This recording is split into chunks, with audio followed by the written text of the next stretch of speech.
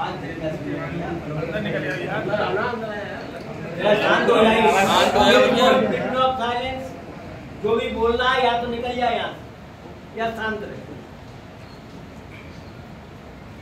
तो उन्होंने और अपन ने वो समय दिया और भी ये कहा कि अपन यहीं इकट्ठे होंगे, बाजार बंद रहेगा और उसके बाद क्या निर्णय लेना है वो एसडीओ के साथ जो कहेंगे उसके बाद अपन निर्णय लेंगे। वैसे अपन ने प्रोसीडिंग लिख भी ली है कि ऐसे ऐसे एसडीओ के साथ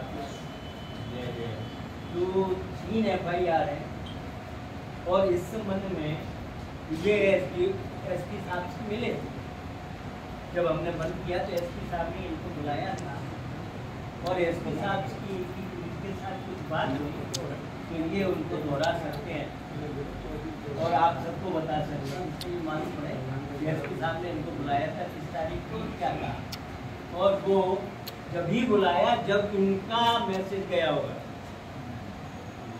एसपी ने एसडीओ से पूरी जानकारी लेनी होगी तभी ऐसे आश्वासन दिए होंगे। इनकी बिना इच्छा के ऐसा आश्वासन एसपी नहीं देते। तो एसपी ने इनको क्या आश्वासन दिया वो इनकी इच्छा के अनुसार ही दिया होगा। इन्होंने जो फीडअप किया होगा अधिकारी को एसपी अपने एसडीओ से पूछ के और फिर आश्वासन देता है जो भी देता है। तो आपको क्या दिया ये सबको और उसमें एक शब्द कम नहीं एक शब्द क्या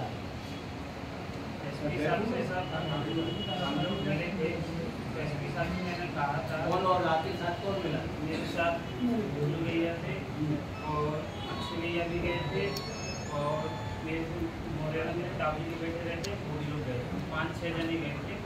उनको अवगत कराया था कि ये स्थिति है। उन्होंने हमको आश्वासन दिया था। मैंने उनसे कुछ पॉइंट्स बताए थे कि पहला पॉइंट उन्होंने जो घटनास्थल बताया वो सरासर गलत है।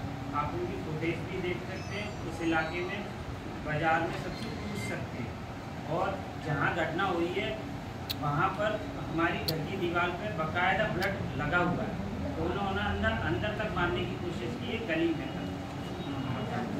और दूसरी बात उनको ये बताया था कि बलराम जैन जो मेरे भैया ताऊ बेटे वो उस टाइम पे शिवरी थे।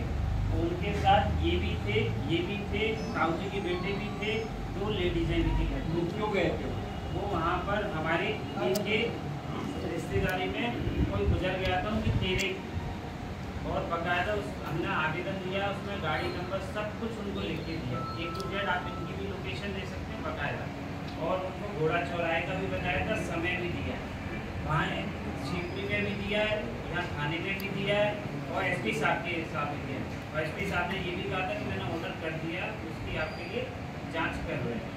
और दूसरी बात जो उन्होंने मैंने कहा था सर ये जो लगाई है 30,000 उनको कोई हमारी तरफ से ऐसा कोई हानि नहीं गई है।